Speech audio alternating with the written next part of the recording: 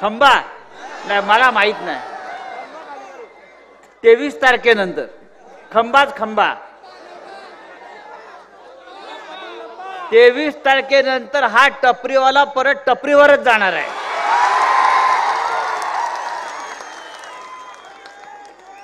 हिंदू हृदय सम्राट शिवसेना प्रमुख बाळासाहेब ठाकरे यांनी अशा अनेक टपरीवाल्यांना आमदार केलं, खासदार केलं, मंत्री केलं, पण टपरीवाला लायकीवरच गेला. आता आपली जबाबदारी आहे की हा टपरीवाला परत या मतदारसंघात दिसता कामा नये. व्यासपीठावरील सर्व प्रमुख मान्यवर, उपस्थित मित्रांनो, एक तुफान इथे आलेलं दिसतंय मला, आणि हे तुफान महाविकास आघाडीचं आहे. या महाविकास आघाडीमध्ये शिवसेना आहे, काँग्रेस आहे, शरद पवार साहेबांची राष्ट्रवादी काँग्रेस आहे. आणि शिवसेना एकच लक्षात घ्या, गद्दारांची शिवसेना नाही. शिवसेना फक्त आपली, खुद्दारांची, निष्ठावंतांची. आणि जोपर्यंत हा ही निष्ठावंतांची फौज आपल्या पाठीशी आहे, तोपर्यंत आपली शिवसेना कोणीही चोरून घेऊ शकत नाही. अमित शाह येऊ द्या, नरेंद्र मोदी येऊ द्या, गौतम अडाणी येऊ द्या, एकनाथ शिंदे येऊ द्या, बाळासाहेब ठाकरेंची शिवसेना तीच उद्धव ठाकरे साहेबांची शिवसेना आणि तीच आपल्या सगळ्यांची शिवसेना. ज्या मतदारसंघातून आपण गुलाब आप्पा, आपले देवकर आप्पा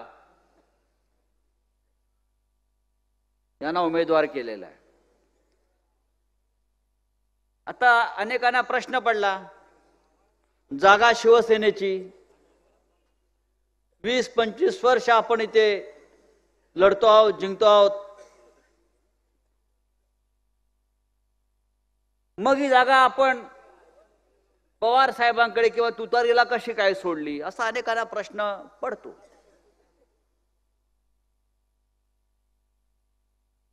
या व्यासपीठावरती 3 प्रमुख लोक आमचे आहेत. निलेश चौधरी आहेत, गुलाबराव वाघ आहेत,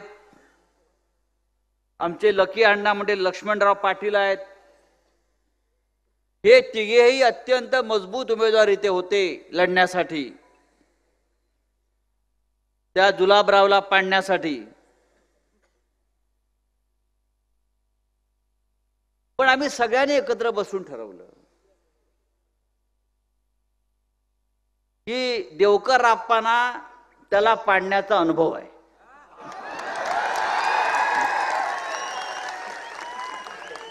देवकर आप्पा ज्याच्याबरोबर एक कुस्ती खेळले ती त्याला जमीन पाठीला त्याच्या माती लावलेली आहे. आपण हा पैलवान परत मैदानात आणूया आणि आमच्या सगळ्या लकी अण्णा असतील, गुलाबराव वाघ असतील, आमचा निलेश चौधरी असेल, या सगळ्यांनी आम्ही ठरवलं आता ही कुस्ती आपण परत लावायची.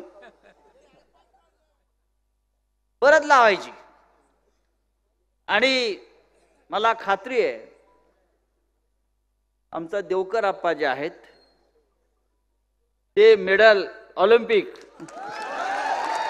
गोल्ड मेडल,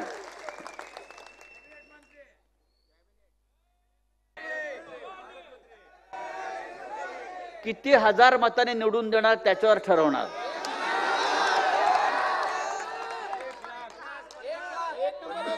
किती हजार मताने निवडून देणार त्याच्यावर ठरणार.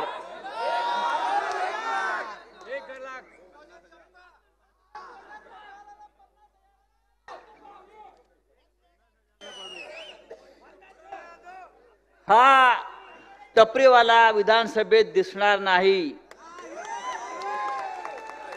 अजिबात नाही. हे काय हा मतदारसंघ काय तू विकत घेतलेला नाहीयेस. ही सगळी बाळासाहेब ठाकरेंची पुण्याई आहे, म्हणून तू 20, 22, 25 वर्ष इथे टिकलास. मला आश्चर्य वाटलं की हा पाणी खात्याचा मंत्री आहे आणि गावात 20-20 दिवस पाणी येत नाही. ज्या खात्याचा मी मंत्री आहे, अरे त्या खात्याशी तरी इमान राखून आपल्या गावामध्ये पाणी द्या लोकांना. तुला संध्याकाळी पाणी टाकायला मिळतं, बिस्लरी.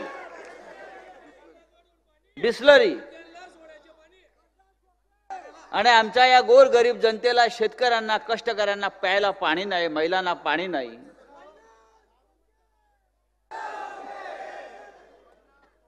मी याची गंमत तुम्हाला सांगतो. हा निष्ठेच्या फार मोठ्या मोठ्या गप्पा मारत होता. म्हणजे माझ्यासारखा निष्ठावान कोणी नाही, मीच. म्हणजे शिवाजी पार्कला आम्ही त्याला भाषण करायला द्यायचो दसऱ्या मेळाव्यात, आणि अशा हुशारका मारायच्या निष्ठेच्या की बा छाती ठोकून ठोकून सांगायचं मी किती निष्ठावान आहे. आमच्यासारख्या टपरीवाल्यांना बाळासाहेब ठाकरेंनी, शिवसेनेनं कसं मोठं केलं. पण जेव्हा हा एकनाथ शिंदे पक्ष फोडत होता, हे गद्दार 50-50 खोक्याला विकले जात होते, तेव्हा वर्षा बंगल्यावर हे महाशय, त्याच्याबरोबर दीपक केसरकर आणि आणखीन 2 आमदार, हे आम्ही असे एका खोलीत बसलो. आपले उद्धव साहेब बिचारे सगळं पाहतायत काय चाललंय. माझीच लोक निष्ठावान, ज्या माकडांची मी माणसं केली, हे सगळे माझ्यावरती आता वार करतायत. तर मी गुलाबरावला म्हणालो, गुलाबराव तुम्ही सिनियर आहात, जुने आहात. मला असं कळलं की तुम्ही सुद्धा पळून चाललेला आहात. तुम्ही गांडूगिरी करू नका. तुम्ही फार मर्दानगीच्या गोष्टी सांगता. तुम्ही आवरा सगळ्यांना. तो हे महाशय म्हणतात उद्धव ठाकरेंसमोर, साहेब मला जावं लागेल. मी लोक का? माझ्या मागे ईडी लागेल.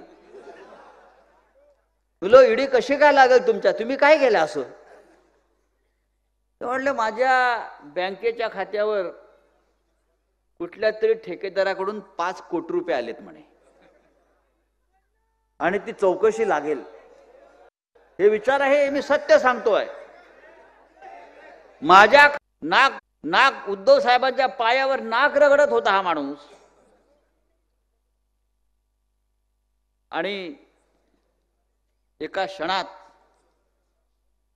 25 वर्ष जे दिलं शिवसेनेनं, ते सगळं विसरून हा माणूस सुरतला पळून गेला. सुरतला आम्हाला सुरत तोपर्यंत माहित होती छत्रपती शिवाजी महाराजांनी ही सुरत लुटली, पण सुरतवाल्यांनी महाराष्ट्र लुटला, शिवसेना लुटली, आणि सगळे गद्दार घेऊन सुरतला गेले. सुरतला यांना 50-50 कोटी रुपये दिले. तिथून त्यांना घेऊन गुवाहाटीला गेले. गुवाहाटीवरून परत गोव्याला आले, आणि मग कडेकोट पोलीस बंदोबस्तात असे हे आले. हे अजून पोलीस बंदोबस्तातच फिरतायत, हिम्मत नाही एकट्यानं फिरण्याची. अरे तुमच्या मतदारसंघात तरी एकट्यानं फिरून दाखवा. मागे पुढे पोलीसच्या गाड्या. कारण बेईमान माणूस, गद्दार माणूस, भ्रष्ट माणूस हा तुमच्या नजरेला नजर देऊन फिरू शकत नाही, बोलू शकत नाही. पहा, हे सगळे आमच्याकडे बसलेले लोक आहेत, निष्ठावान. आज रस्त्यावर जाई तिकडे त्या लोक गद्दार गद्दार गद्दार म्हणतात. ही तुझी कमाई आहे. रस्त्यावर तोंड लपवून फिरतो हा माणूस. मुंबईमध्ये सुद्धा उजळ माथ्याने फिरू शकत नाही हा माणूस. शिवसेनेमध्ये होता तेव्हा कसा छातीत पुढे काढून चालायचा. कसला लढवय्या हा बकवास माणूस, लोफर, लफंगा.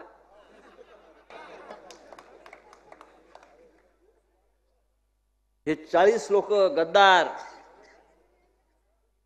आपण जे सांगितलं मगाशी गुलाबराव, की यांनी उद्धव ठाकरे साहेब आजारी असताना, हा आपला नेता आजारी आहे, त्याच्यावरती अत्यंत गंभीर स्वरूपाची शस्त्रक्रिया झालेली आहे, त्याचे हात हलत नव्हते, त्यांना चालता येत नव्हतं, त्यांना बोलायला त्रास होत होता, ते आयसीयू मध्ये होते, आणि त्याचा गैरफायदा घेऊन या गद्दारांनी एकत्र येऊन उद्धव ठाकरेंचं सरकार पाडलं. इतका क्रूर आणि निर्घृण माणूस हा तुमचा पालकमंत्री.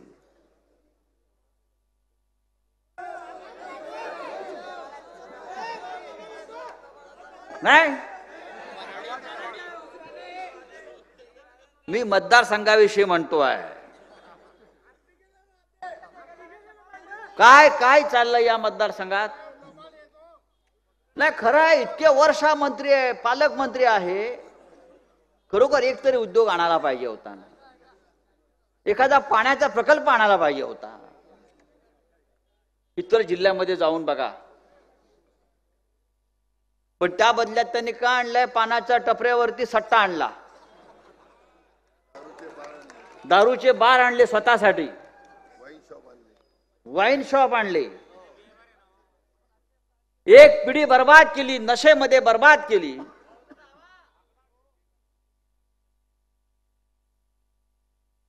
रेतीवाला, आता रेतीवाला पाहिजे की शेतीवाला पाहिजे, तुम्ही विचार केला पाहिजे.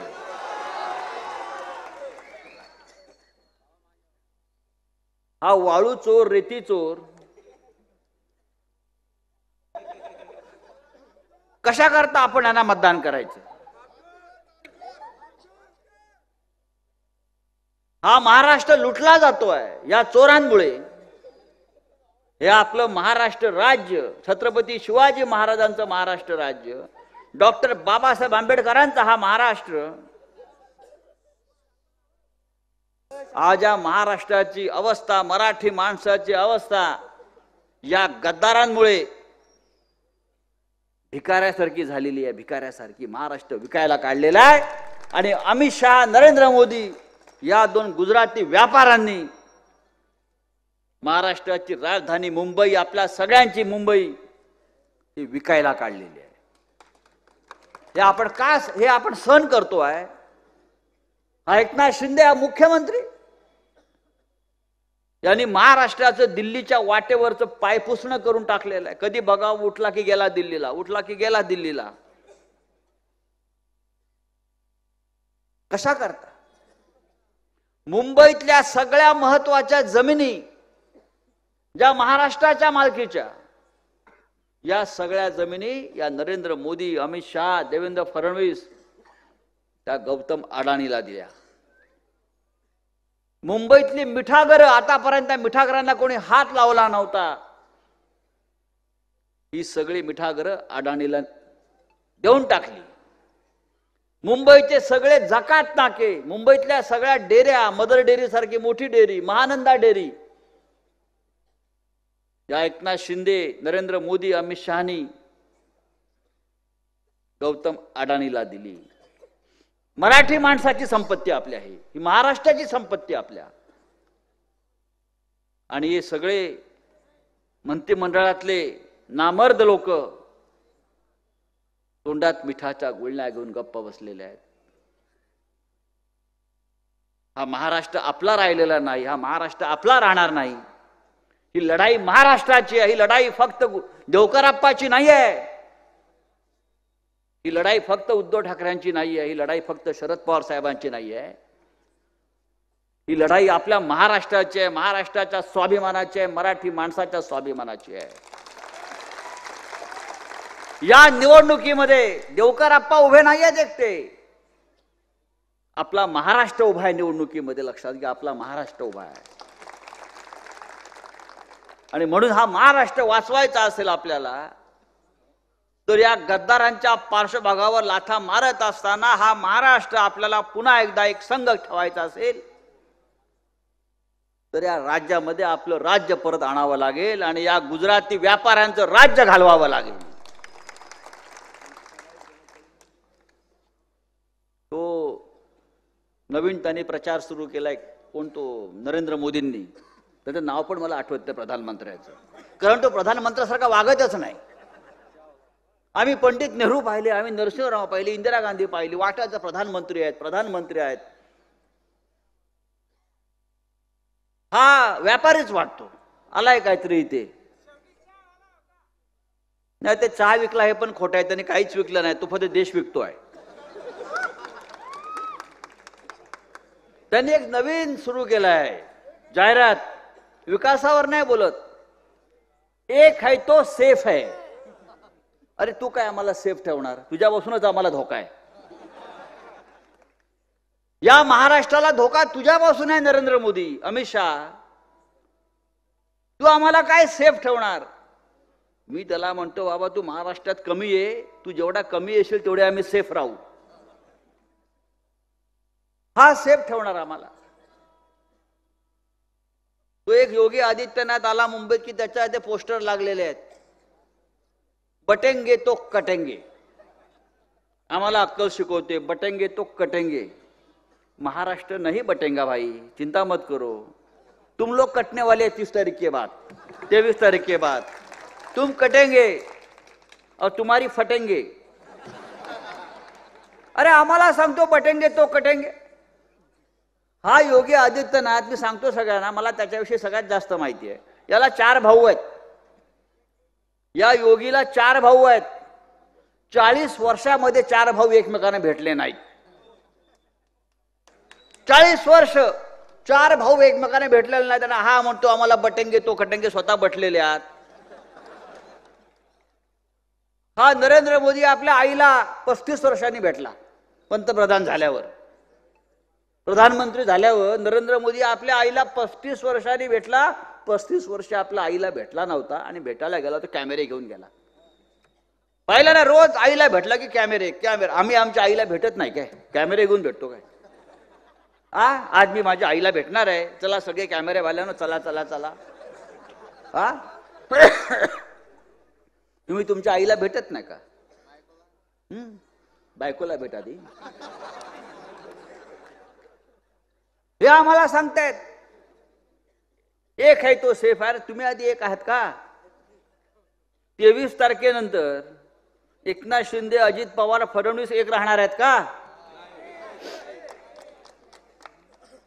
नाही राहणार. एकनाथ शिंदे मुख्यमंत्री राहत नाही हे लिहून ठेवा तुम्ही. उसका खेळ खतम हो गया. या राज्याचं नेतृत्व 23 तारखेनंतर फक्त माननीय उद्धव ठाकरे साहेबच करणार.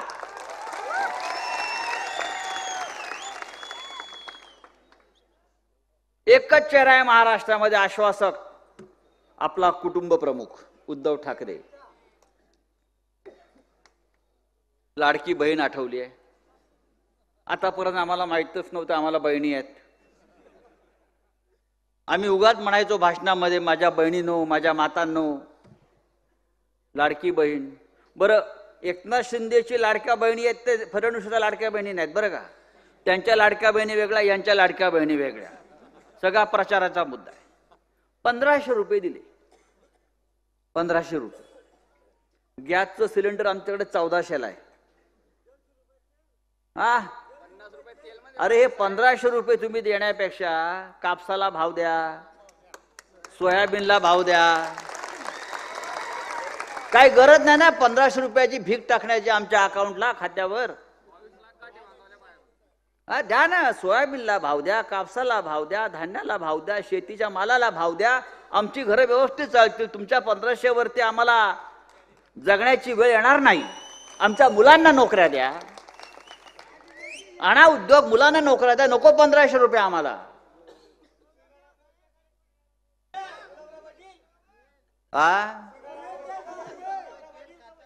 1500 रुपये देता आणि रोज जाहिरात करता लाडकी बहीण लाडकी बहीण. त्याच्यामुळे परवा मुंबईमध्ये आम्ही पंचसूत्री जाहीर केली राहुल गांधींच्या उपस्थितीत, उद्धवजी वगैरे सगळे. तुम्ही 1500 देताय, ठीक आहे बाबांनो, 1500 मध्ये काय चालत नाही. आमचं सरकार आलं तर लाडक्या बहिणींच्या खात्यामध्ये 3000 रुपये जमा होतील, एकदम डबल. नरेंद्र मोदी म्हणाले होते की माझं सरकार येईल तेव्हा मी शेतकऱ्याचं उत्पन्न डबल करीन. अरे सिंगल होतं तेही गेलं. 3000 रुपये आणि सगळ्या महिलांना महाराष्ट्रामध्ये प्रवास फुकट, हे आम्ही परवा जाहीर केलंय. महिलांना महाराष्ट्रामध्ये प्रवास मोफत, तरुणांना नोकऱ्या देऊ. जोपर्यंत नोकरी मिळत नाही तोपर्यंत त्याला महिन्याला 4000 रुपये मिळतील. पहा तुम्ही आमचा वचननामा पंचसूत्री जे आलेले आहे, प्रसिद्ध झालेली आहे. 4000 रुपये बेरोजगारांना मिळतील, पण आमची जबाबदारी आहे ते 4000 पेक्षा आम्ही तुम्हाला 40,000ची नोकरी लावू. जोपर्यंत नाही तोपर्यंत घर चालवायला 4000 रुपये मिळतील. शेतकऱ्यांचं कर्ज 3 लाखापर्यंत माफ होईल आणि उद्धव साहेबांनी करून दाखवलंय. 3 वर्षापूर्वी मुख्यमंत्री झाले तेव्हा पहिल्या कॅबिनेटमध्ये, पहिल्या मंत्रिमंडळाच्या बैठकामध्ये उद्धव साहेबांनी पहिलं काम कोणतं केलं असेल तर 2 लाखापर्यंत शेतकऱ्याचं कर्ज माफ करून दाखवलं. आता 3 लाखापर्यंत करणार. आणि सगळ्यात महत्त्वाचं, मोफत उपचार आणि 25 लाखापर्यंत कुटुंबाचा आरोग्य विमा. 25 लाखापर्यंत. हे अशा प्रकारे एक सुंदर असं आपण एक नवीन सरकार जेव्हा आणणार आहोत आपलं, त्या सरकारसाठी केलेली पंचसूत्री आहे. हे शिंदेला जमणार आहे, हे अजित पवारला जमणार आहे, हे तुमच्या या जुलाबरावला जमणार आहे? नाही जमणार. हे आप्पाला जमेल, तुमच्यातला माणूस आहे तो. फक्त तुम्ही ठरवायचं आहे लीड किती. त्याच्यावर ठरणार ते काय करणार. ते विजयी करायचं असेल तर जोरात दणक्यात करायचं. एकदम असं नाही, असा एकदम 1 नंबर. तेव्हा ते आपण बघू सगळं. आता ते बघू. हे काय रस्ते आहेत तुमच्याकडले, मी बघितले मगाशी येताना. कसं होणार, किती पर्सेंटेज, किती टक्के खातात मला माहित नाही. काहीतरी ठेवा डांबरासाठी, रस्त्यासाठी.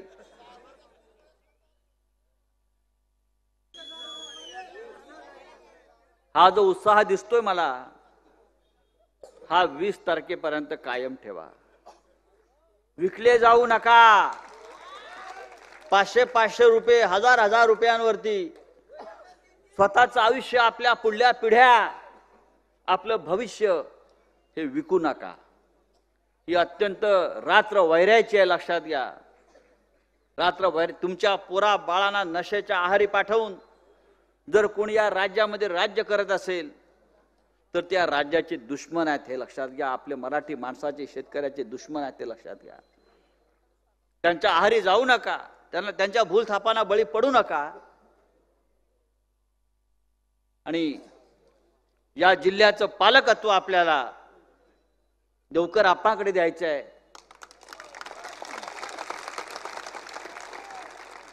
हम सब एक है, बरं का. हे सगळे तुतारी वाजवणारा माणूस, मशाल, हात, आमच्यामध्ये कोणतेही मतभेद नाही. तुम्हाला मी गुलाबराव आप्पाचे, या देवकर आप्पाचे गंमत सांगतो. निष्ठेचं महत्व आमच्याकडे किती आहे. आम्ही देवकर आप्पांना त्या हॉटेलमध्ये आमची चर्चा सुरू असताना जागा वाटपाची, संजय सावंत देवकर आप्पाला घेऊन यायचे, आमचे बसायचे. मी एकच म्हणायचो बाहेरून, देवकर आप्पा निवडणूक तुम्ही लढा, पण जरा हातात मशाल घेतली तर बरं होईल. जागा आमची आहे, तुम्हाला मशालच घ्यावी लागेल. आता आमचे 3-3 वीर इकडे बसलेले आहेत. आम्ही काय मशाल सोडणार नाही. ही जागा शिवसेनेची आहे, शिवसेनाच लढणार. बिचारे देवकर आप्पा सकाळपासून संध्याकाळपर्यंत आमच्या तिथे बाहेर गप्पा मारत बसायचे. मी बाहेर यायचो, काय निर्णय झाला का तुमचा? नाही, तसं कठीणच दिसतंय पवार साहेबांना सोडणं म्हटले. शेवटी संध्याकाळी 8 वाजता मी संजय सावंतांना म्हटलो, अरे संजय भाऊ, हा आपल्यासारखा निष्ठावान दिसतोय. हा आम्ही जसं बाळासाहेब ठाकरे उद्धव ठाकरेंच्या बाबतीत ज्या निष्ठेंना आम्ही नाही सोडणार बाप, तसं 24 तास आम्ही त्यांना एवढं टॉर्चर केलं. बघा मशाल घ्या हातामध्ये, जागा आमची आहे. नाही म्हटले. मी म्हटलं हा निष्ठावान माणूस आहे, हा लोकांबरोबर सुद्धा निष्ठेने राहील.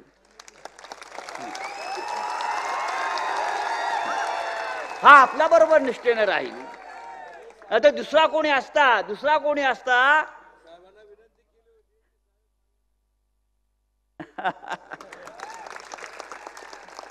दुसरा कोणी त्यांच्या जागी असता तर एवढी मोठी उमेदवारी मिळते महाविकास आघाडीची म्हणून पक्ष बदलला असता.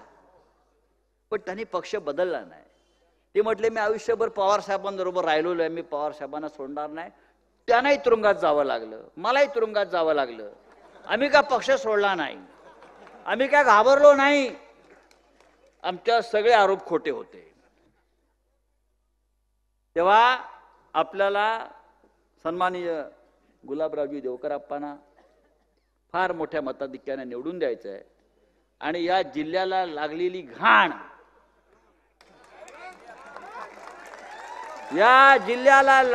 घाण, ही कायमची नष्ट करायची आहे. परत ही घाण आपल्याला दिसता कामा नये. साफसफाई मोहीम हाती घ्यायची. 20 तारखेला एकदम साफ करून टाकायचं. पहिला क्रमांकावर ते आप्पा आहेत, बरोबर ना? हा,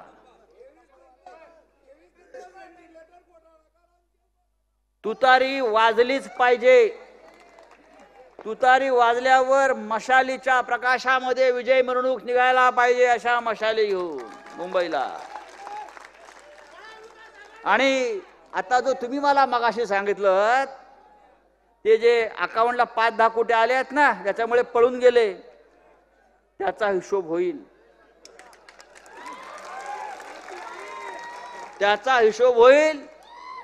ईडी लागणार, सीबीआय सुद्धा लागणार. आणि मग तुम्ही कुठे पळून जाणार? गुवाहाटीला पण त्यांना कोणी घेणार नाही, तेव्हा ना सुरतला घेणार, बरं का? भूमिगत व्हावं लागेल, खाली आतमध्ये जमिनीत गाडून घ्यावं लागेल स्वतःला, किंवा टपरीवर कायमचं वेश पालटून बसावं लागेल, बाबा बनून, बुवा बनून. नाहीतर मग आपल्या ठाण्याच्या आश्रमात जावं लागेल. असो, आपण हा उत्साह कायम ठेवा. संपूर्ण महाराष्ट्रामध्ये हेच चित्र आहे. आपलं सरकार येत आहे, तेव्हा घाबरू नका, कोणालाही घाबरू नका. गावामध्ये मारामाऱ्या सुरू आहेत, आम्हालाही हात उचलता येतो. पोलिसांना माझी नम्र विनंती आहे, गावागावामध्ये या घटना घडत आहेत. पोलिसांना एवढंच सांगतोय मी, बाबांनो, तुम्ही कोणत्याही दबावाखाली येऊ नका.